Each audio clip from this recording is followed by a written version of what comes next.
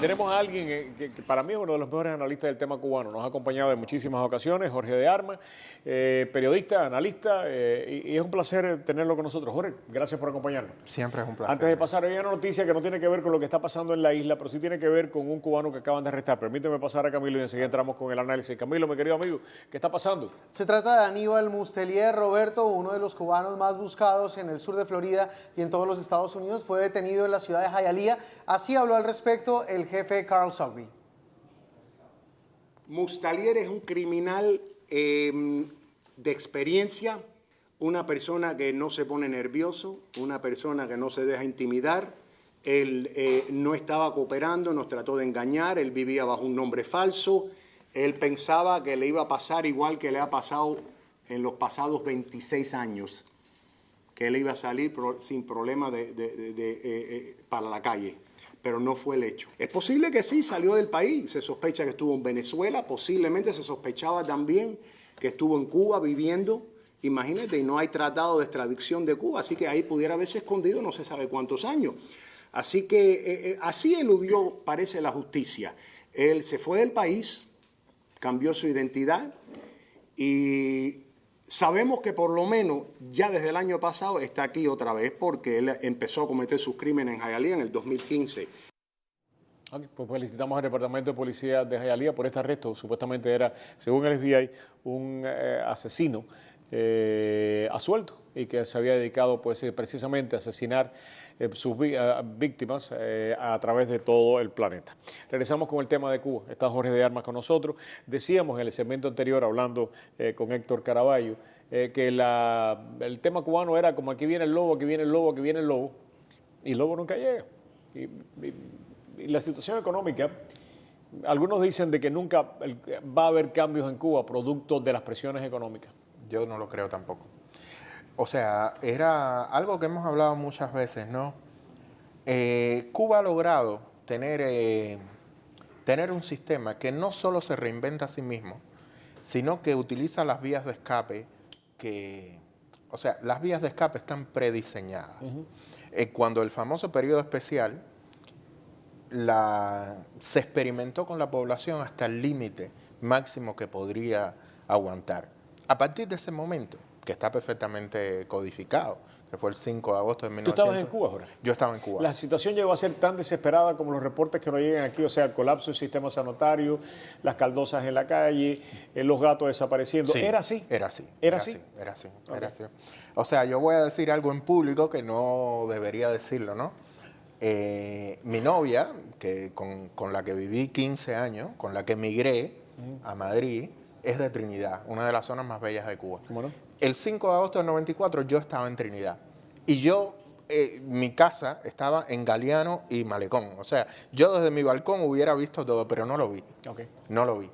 Y una de las cosas que se comía habitualmente en Trinidad, que es un puerto pesquero muy parecido a la zona fangosa de los Everglades, es manatí. O sea, el pueblo tenía que comer manatí. Dios mío. ¿Entiendes? En proporción. ¿Se acabaron los manatí? Se acabaron ¿Se acabaron los totalmente. manatí? De hecho, te puedo decir algo, la situación que se vivió en Cuba entre el 92 y el 95 fue peor de lo que se describe aquí. ¿Y parecía lo que está pasando en Venezuela en este momento? ¿O peor o igual? ¿O cómo? No hay comparación. No hay comparación. No hay ¿Peor comparación. Venezuela, igual? ¿Cómo? No, es que Venezuela yo no tengo la referencia directa de lo que está pasando. En Cuba ¿Pero tú la conoces? Sí, pero en Cuba era un proceso constante, o sea, de ir a menos, a menos, a menos. Venezuela vivió esplendor, vivió supermercados llenos hasta hace 5, 10, 7 años. Nosotros nunca lo vivimos. Yo nunca recuerdo un supermercado lleno. Y de pronto lo viste totalmente vacío. Totalmente vacío y buscando. Y el pueblo inventó los mecanismos para sobrevivir. Yendo a Pinar del Río a buscar pollo. El Estado dio pollitos. Dio pollitos. Y dio peces. Y dio peces también como nunca medios. pudimos multiplicar los peces. ¿Entiendes? Pero dio pollitos Nos para los que la comimos. gente criara Para que pollitos la en gente la criara casa. pollitos. Y se desarrolla una enfermedad que es la polineuritis. Ajá. Y se inventan unas pastillitas que se llaman Polivit, que eran como un multivitamínico, y la gente se lo daba a los pollos, porque era lo único que los hacía crecer. Nosotros en el periodo especial comimos los pollos más saludables del mundo mundial. Pero lo importante es lo siguiente, llegando a lo que está pasando ahora. hay dos factores que para mí son importantes que evitarán un colapso. El primero es que la población ha descubierto mecanismos alternativos de subsistencia al margen del Estado.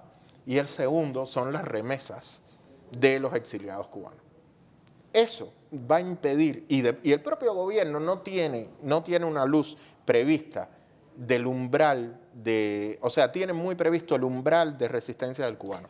Y no lo va a sobrevivir. Tú has puesto el dedo sobre la llaga. La inmigración, yo creo que el gobierno cubano precisamente se ha mantenido, y algunos lo dicen aquí, y con toda razón, se ha mantenido, además los propios economistas cubanos ya lo están diciendo, gracias a la remesa. Sin embargo, en estos momentos hay una crisis migratoria que el gobierno cubano se la está resolviendo a los Estados Unidos para que se termine siendo, lo más fácil de manejar por este gobierno. Cerró Nicaragua, está cerrando Ecuador, básicamente está persiguiendo a la gente para que no se vaya en balsa. ¿Por qué entrega la carta más poderosa que ellos han tenido siempre, que es la carta de migración? ¿Por qué hacen eso? Bueno, yo creo que esto pudiéramos analizarlo en dos sentidos. Hay un sentido de política internacional del presidente Obama, que es la armonía latinoamericana, y no quisiera tener ningún tipo de conflicto. Sobre todo en lo que resta de este Exacto, sobre todo. Y para el gobierno futuro, en todo caso.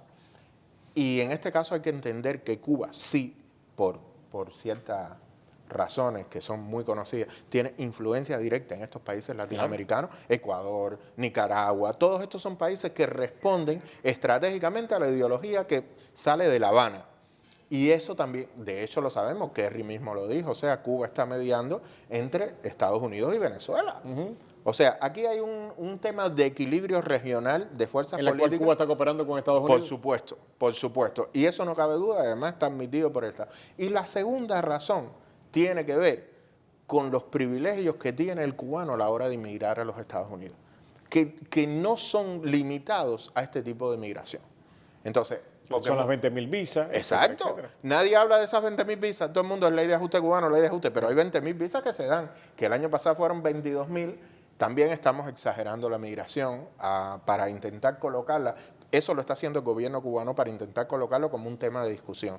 El año pasado entraron 47.000 cubanos en total, o sea, 27.000 por vías irregulares, más las 22.000 visas que se dieron, más visas de refugiados, hay un conglomerado de más, y es algo que no se acaba de entender claramente y que el gobierno cubano utiliza. ¿Esta cifra tú la tienes confirmada? Eso lo está publicado, okay. Está publicado. En el año fiscal, sabes que termina en octubre. O sea, cuando te digo el año pasado es de octubre a octubre. He escuchado a algunas personas tremendamente informadas que me han llegado a decir 60, 70, hasta 80.000 cubanos. No, fueron 47.000. El máximo. Por estas dos vías. Okay. Recuérdate que aquí viene mucha gente que viene por reunificación familiar, que viene por reclamados porque son ciudadanos. Okay. ¿Comprende? Ese tipo de vía no se dice. Y la comunidad cubana, comparada con otras comunidades migratorias, es una de las que más rápidamente se hace ciudadano americano. Y se asimila. Y toda esa gente es una migración constitucionalmente legítima. A tu hijo, a tu madre, a tu padre, vienen porque está constituido. Son familiares cosanguíneos de un ciudadano norteamericano. ¿Vamos a ver cambio este año? Con respecto al tema cubana? Migratorio, no, a la economía cubana sí, cómo no. ¿Este año lo vamos a ver? Sí, a peor. ¿A peor? A peor. ¿Y el año que viene? ¿Más peor todavía? Yo creo que vendrá un periodo de estabilización, de creación de mecanismos que permitan, digamos, que la situación... la crisis. Exacto, estabilizar la crisis. Gracias, Jorge. Como siempre es un verdadero placer tenerte aquí en el programa, mi querido amigo. Muchas Siempre gracias. Jorge de Armas. Regresamos en solamente unos segundos.